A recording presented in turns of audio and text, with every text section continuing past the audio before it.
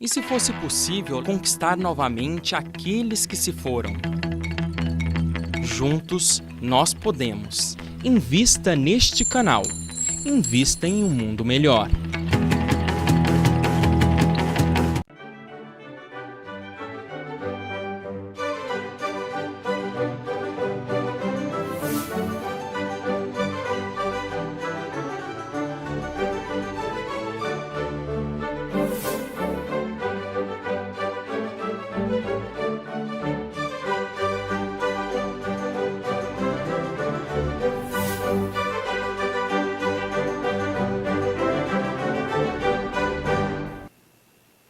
Olá, iniciamos agora mais um Filosofando, o seu programa de filosofia e de filosofia espírita que vai ao encontro das grandes ideias pensadas através dos tempos, numa infinita jornada em busca da verdade e do bem.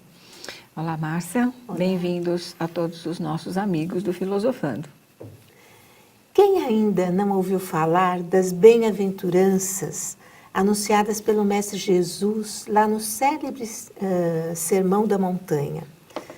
Nelas há referências às recompensas reservadas àqueles que sofrem, àqueles que são perseguidos, aos humildes, né, etc.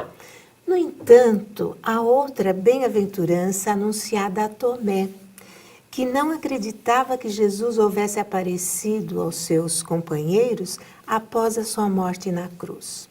Ele disse que só acreditaria se visse os sinais do martírio de Jesus e neles tocasse. Jesus, então, apresentando-se a ele, afirmou: "Porque me viste, Tomé, creste. Bem-aventurados os que não viram e creram."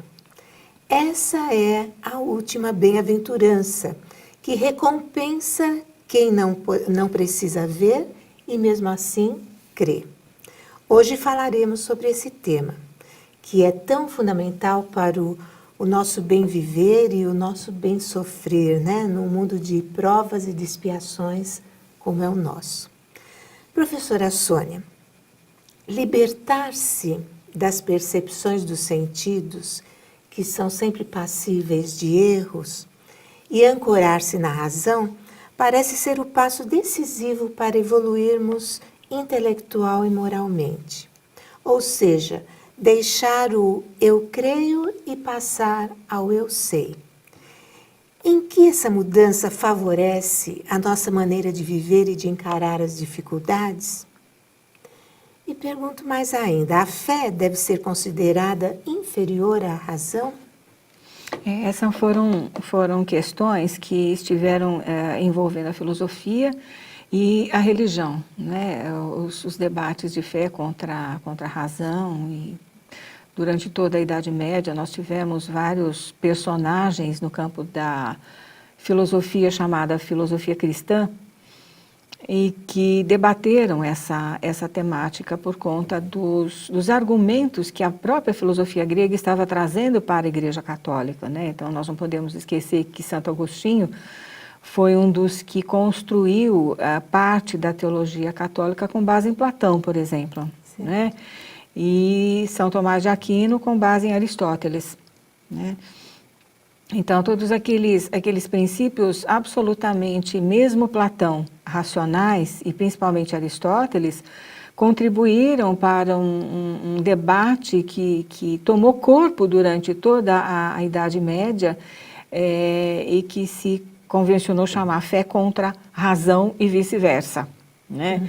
Mas surge o Espiritismo nesse cenário, então ele vai dizer que a fé é compatível com a razão e a razão é compatível com a fé, sim, desde que nós tenhamos uma fé baseada no conhecimento e que nós possamos abrir mão de todas as nossas crenças com base no misticismo, na mística, nos mitos elaborados durante centenas de anos e que fazem parte do nosso inconsciente coletivo, e abramos o nosso pensamento à razão, ao entendimento racional das coisas que nos envolvem, não é?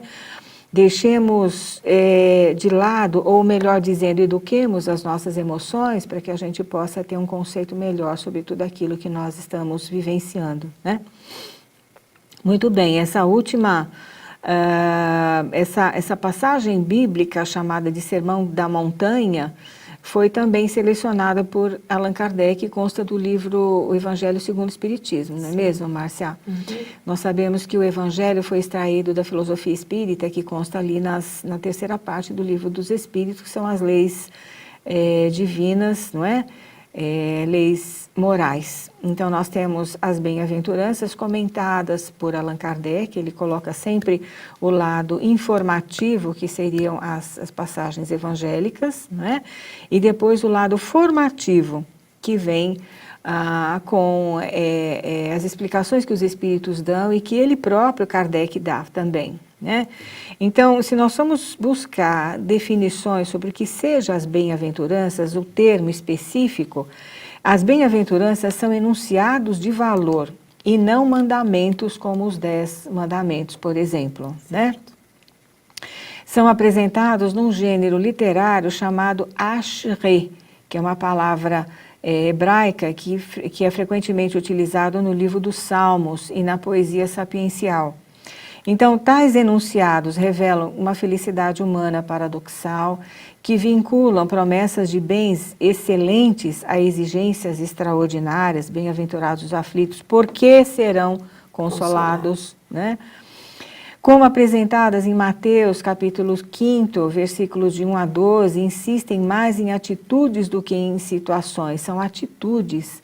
Bem-aventurados os aflitos, conforme eu disse, porque serão consolados. Então, você tem que tomar uma atitude de autoconsolar-se através da fé, mas também através da razão com o conhecimento que embasa essa fé, né? Então, indicam que a felicidade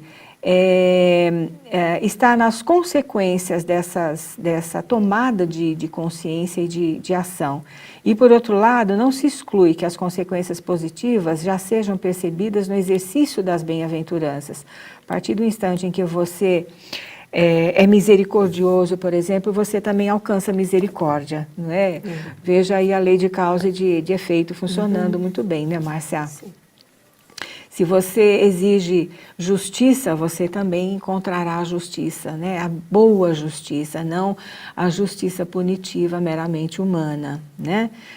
Então, ele enaltece a conduta dos mansos, Jesus, dos humildes, dos sedentos de justiça, conforme eu disse, dentre outros, afirmando que são bem-aventurados os mansos. E ali tem uma passagem, bem-aventurados os pacíficos, não é bem isso, a tradução está um pouco errada.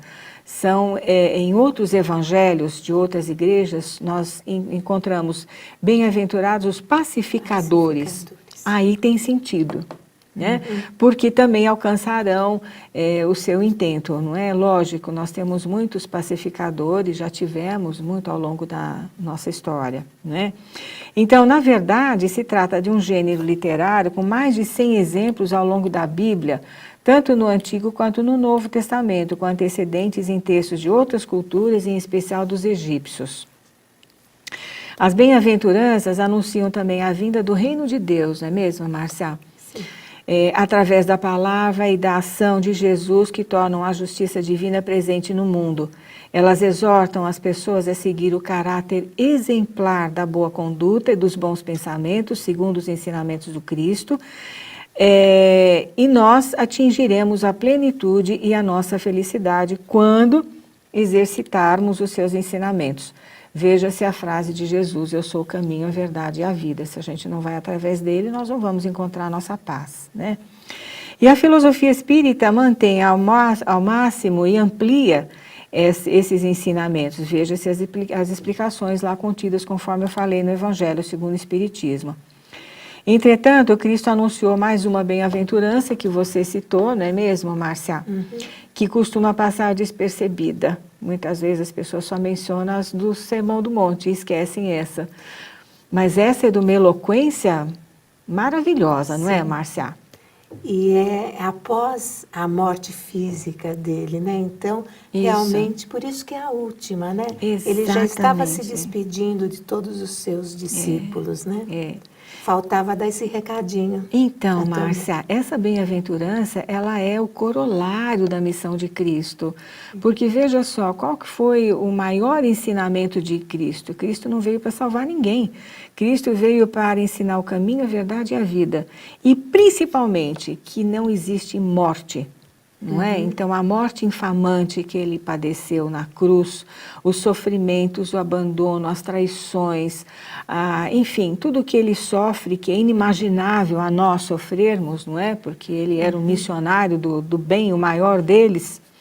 Então, sem dúvida nenhuma que todo o seu ensinamento tem razão de ser isso que ele diz. Né? Bem-aventurados aqueles que não viram e ao mesmo tempo creram. Então não somos nós que estamos aqui hoje, nós não vimos o sacrifício do Cristo. Nós assistimos através de filmes, etc., e sabemos o que ocorreu através dos evangelhos e endossado pela doutrina espírita, enfim. Né? Mas uma coisa é você saber, outra coisa é você ver. Porque o ver implica numa emoção extraordinária que está dentro aqui, que de vez em quando eclode, não é? Principalmente assistindo os padecimentos de Cristo. Então, essa bem-aventurança é uma das mais belas. Com certeza. Né? Nós vamos precisar interromper um pouquinho, mas voltaremos em seguida para falarmos mais sobre a última bem-aventurança.